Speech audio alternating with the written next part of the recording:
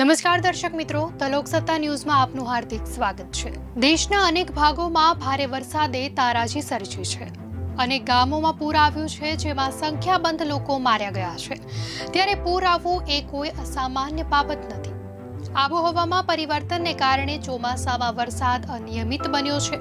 ત્યારે હવે વૈજ્ઞાનિકો કહે છે કે એટમોસ્ફિયરિક રિવર એટલે કે વાતાવરણીય નદી તરીકે ઓળખાતું એક પ્રકારનું તોફાન ગ્લોબલ વોર્મિંગને કારણે પરિસ્થિતિને વધુ બગાડી રહ્યું છે। તો સવાલ થાય છે કે શું છે આ વાતાવરણીય નદી? સંશોધન સૂચવે છે કે આબોહવા પરિવર્તનને કારણે વાતાવરણીય નદીઓ વધુ તીવ્રતાથી આકાર પામી રહી છે। તેનાથી જે નુકસાન થાય છે તે બદથી બદતર થઈ રહ્યું છે। આકાશમાંની નદીઓ તરીકે ઓળખાવવામાં આવતી વાતાવરણીય નદીઓ પાણીની વરાળની વિશાળ દ્રશ્યલિપન્સ હોય છે। તે ગરમ મહાસાગરમાં જન્મે છે, કારણ કે દરિયાઈ પાણીનું બાષ્પીભવન થાય છે, ઉપર જાય છે અને ઠંડા અક્ષાંશ તરફ ગતિ કરે છે અને તે પૂર અથવા જીવલેણ હિમપ્રપાતનું કારણ બની શકે છે। તેટલી વિનાશકારી હોય છે। હવે જાણીએ કે ભારતમાં આવી કેટલી નદીઓ સર્જાય છે।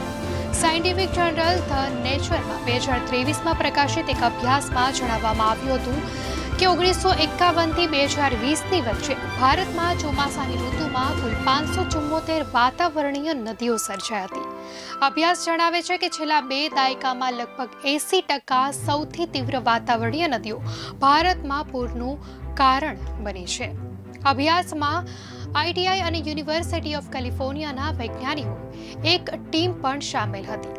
અભ્યાસમાં એવું પણ જાણવા મળ્યું હતું કે 1985થી 2020 વચ્ચેના ચોમાસામાં ભારતમાં આવેલા 10 સૌથી તીવ્ર પૂર પૈકીના 7 વાતાવરણીય નદીઓ સાથે સંકળાયેલા હતા।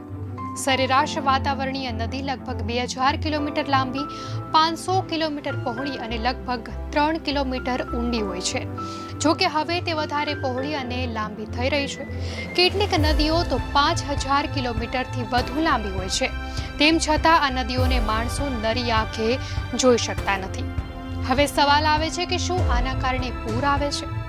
અન્ય પ્રદેશોના હવામાન શાસ્ત્રીઓએ પણ તાજેતરના કેટલાક મોટા પૂરને વાતાવરણીય નદીઓ સાથે સાંકળ્યા છે। એપ્રિલ 2023માં ઇરાક, ઈરાન, કુવૈત અને જોર્ડનમાં અસાધારણ વરસાદને કારણે પૂર આવ્યું હતું। બાદમાં હવામાન શાસ્ત્રીઓને જાણવા મળ્યું હતું કે સમગ્ર પ્રદેશ પરના આકાશમાં વિક્રમસર્જક પ્રમાણમાં ભેજની માત્રા હતી। તે 2005ની સમાન ઘટના કરતાં પણ વધારે હતી। ત્યારે દર્શક મિત્રો, કુદરતી હોનારતો વધી રહી છે, વિનાશ વેરી રહી છે। ત્યારે આ વિનાશક અસરનો અભ્યાસ કરવો હવે મહત્વનો બની ગયો છે। ફરી મળીશું આવા જ નવા વિષય સાથે। ત્યાં સુધી મને આપશો રજા। નમસ્કાર।